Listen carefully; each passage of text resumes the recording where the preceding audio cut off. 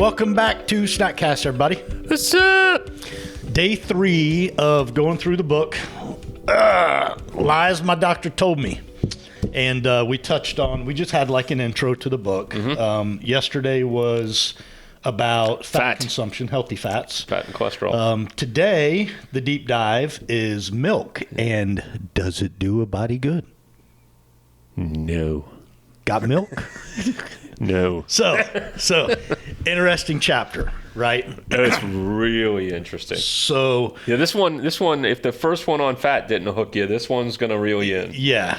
So we all believed it since we were kids, right? Yeah. Milk's good for strong bones and calcium and vitamin D. And so where's the research? There's none. There's no recent research, past research that says milk does a body good. That can't be, man. Right? I mean, it can't be. You can't sit here and tell us that milk is good for your strong bones and body and everything, and then what do we know, right? Not have any research to back it up. Big Food influences the FDA to make sure they're included on the myplate.gov recommendations, blah, blah, blah, blah, blah. Here's your money. It's he makes a case in the book that it's a billion-dollar marketing machine convincing everyone that milk is healthy. You know when it wasn't a billion-dollar marketing machine? When there weren't huge conglomerates of big, and it's not your this isn't a bash against small farmers. This is a bash against the big milking operations. Right. Which it's not the local dairy farmer anymore. There's no small, dinky little dairy farmers who sell milk at the grocery store anymore. Right. And he does make an argument in the book that if you can get organic, not pasteurized, not processed milk, it is better for you, but it's still bad. What do you say? It's like a good poison? Yeah.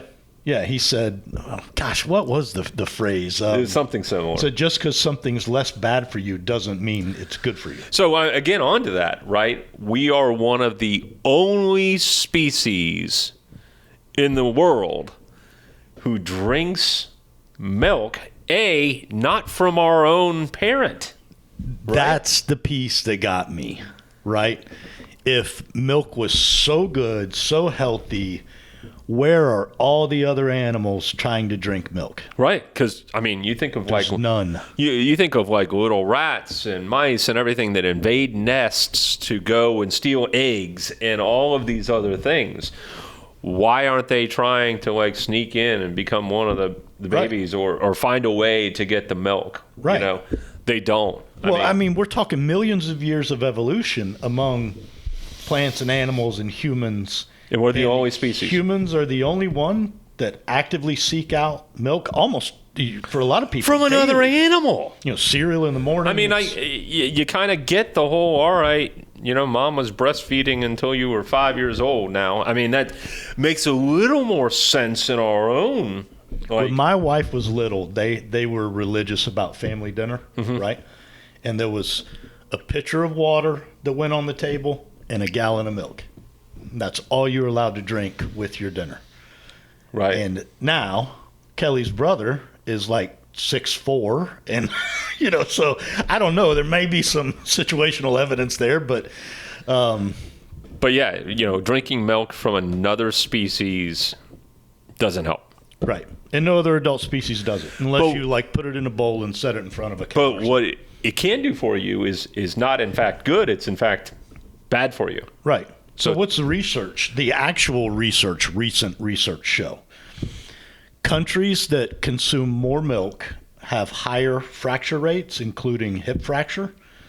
So there's evidence that it may actually weaken the bones, where, we've been told that, it strengthens the bones. That's incredible. Right. There was a correlation, I don't remember, I think it was prostate cancer among men that decreased their milk consumption, had lower rates of, I think it was prostate cancer, if I recall correctly. I think you're right.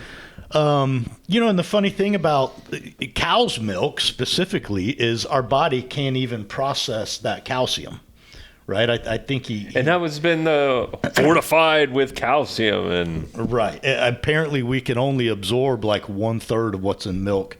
The rest of the calcium, I don't know if it's something bad or if it's a tolerance thing, but you hear of people with lactose intolerance and lactose intolerance is a big deal in this country.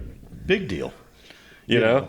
And Like it's apparent we weren't made to drink this stuff. we're manufacturing crappy food to remove the lactose instead of just eating whole foods that don't contain, you've seen it, lactose-free ice cream, lactose-free milk. So there has been correlations to other illness, sickness, disease, dandruff, acid reflux. I'm sure what were psoriasis, some of the rashes, others, some of these other skin type disorders. Allergies. Allergies, You told yeah. that story about you a long time ago, right? That Oh yeah, I can't.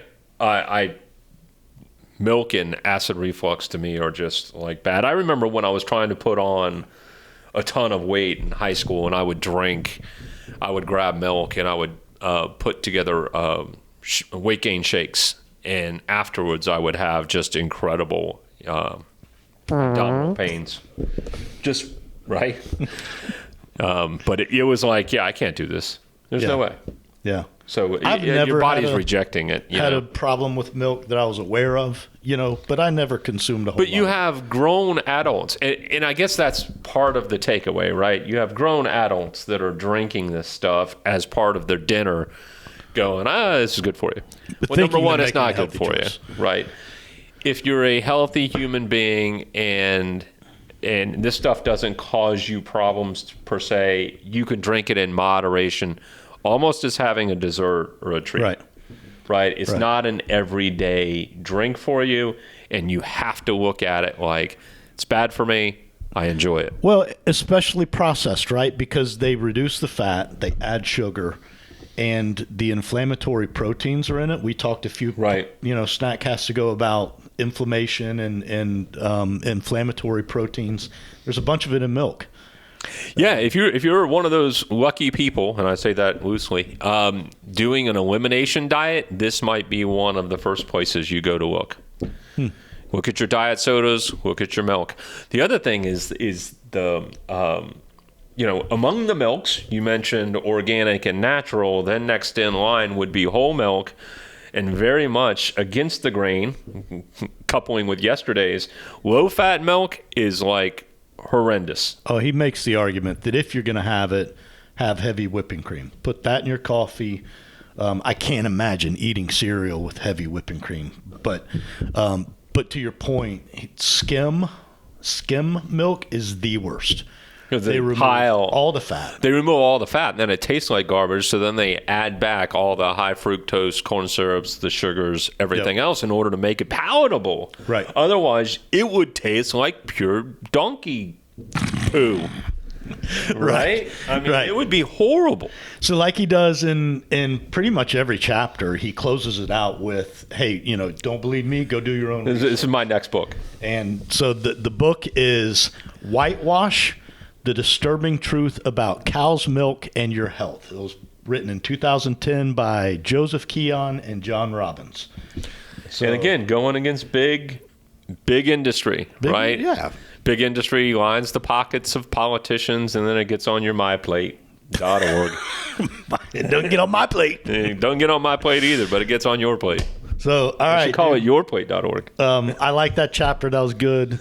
You hear a lot about carbs and gluten, and that's the first time I had heard that milk was a contributor to, all kinds of different issues.